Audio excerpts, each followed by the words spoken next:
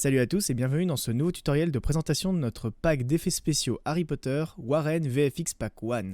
Il s'agit d'un pack gratuit dont vous pouvez retrouver les différents liens de téléchargement directement dans la description de cette vidéo et que vous pouvez utiliser dans n'importe quelle de vos vidéos absolument librement pour créer des sortilèges, que ce soit dans un monde d'Harry Potter ou dans un monde fantasy de manière générale. Ce tutoriel sera composé en 3 parties. La première partie que vous regardez actuellement sera portée sur le générateur de sortilèges qui est inclus dans ce pack. Il faut savoir que ce pack contient un projet After Effects qui vous permet de modifier intégralement votre sortilège, que ce soit la couleur, la déformation et les différents aspects de votre sortilège.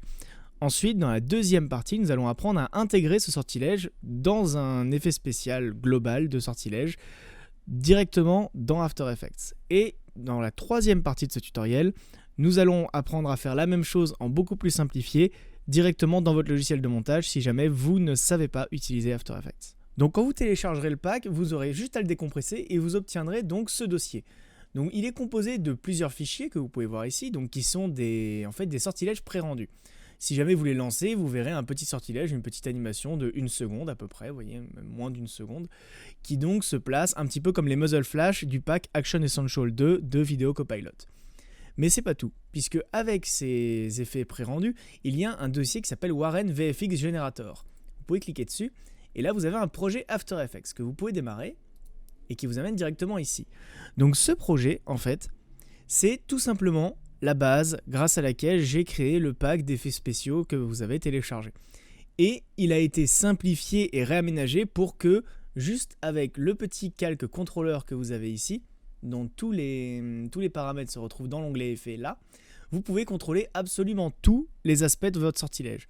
Parce que si jamais vous faites beaucoup de sortilèges, vous ne voudrez pas forcément qu'ils aient toutes la même tête. Vous voudrez qu'ils aient quelques petites variantes pour pas que ce soit toujours les mêmes. C'est pour ça que vous avez donc plusieurs curseurs de contrôleurs. Vous avez le premier contrôleur qui est un contrôleur de déformation qui contrôle donc la turbulence de votre sortilège. Donc vous voyez, si jamais vous le bougez, voilà, vous allez avoir un sortilège différent.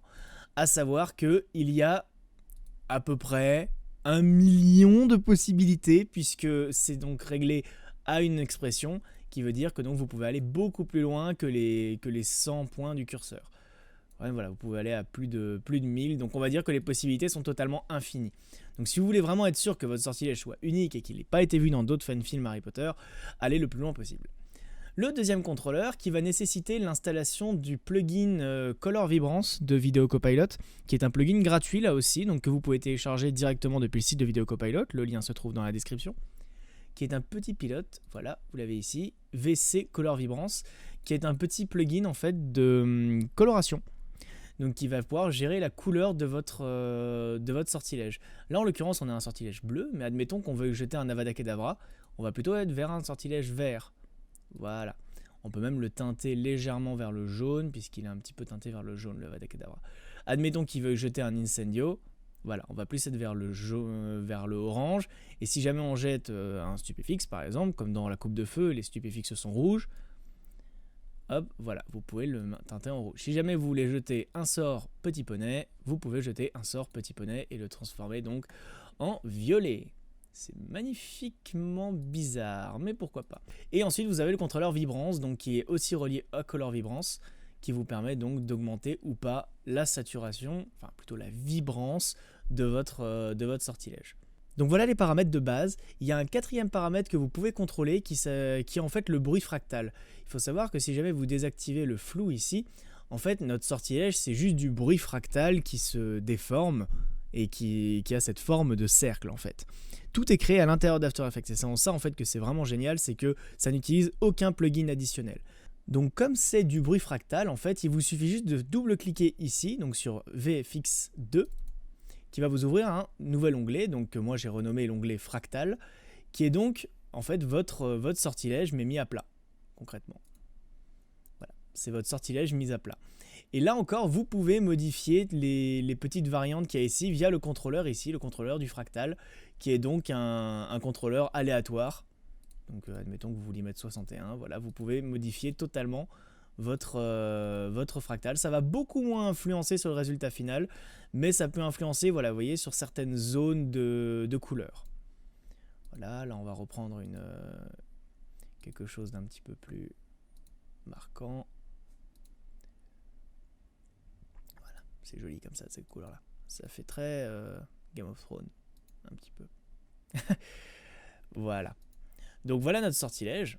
Vous remarquerez d'ailleurs, si jamais vous activez la grille de transparence, que ce sortilège est déjà en transparence.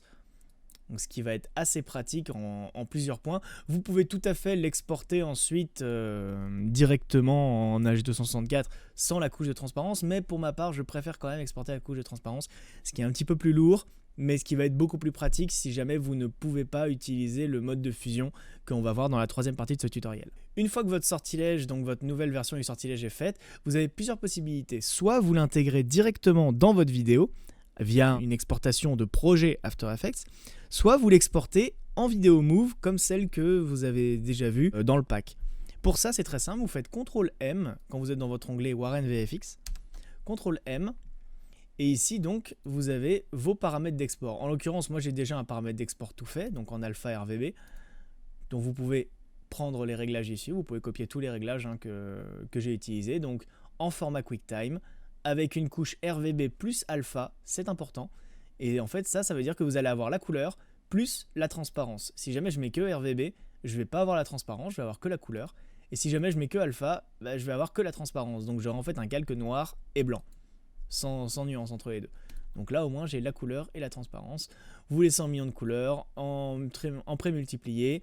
Vous pouvez désactiver la sortie audio puisqu'elle ne nous servira à rien. Donc si on peut alléger de quelques mégaoctets notre fichier, tant mieux.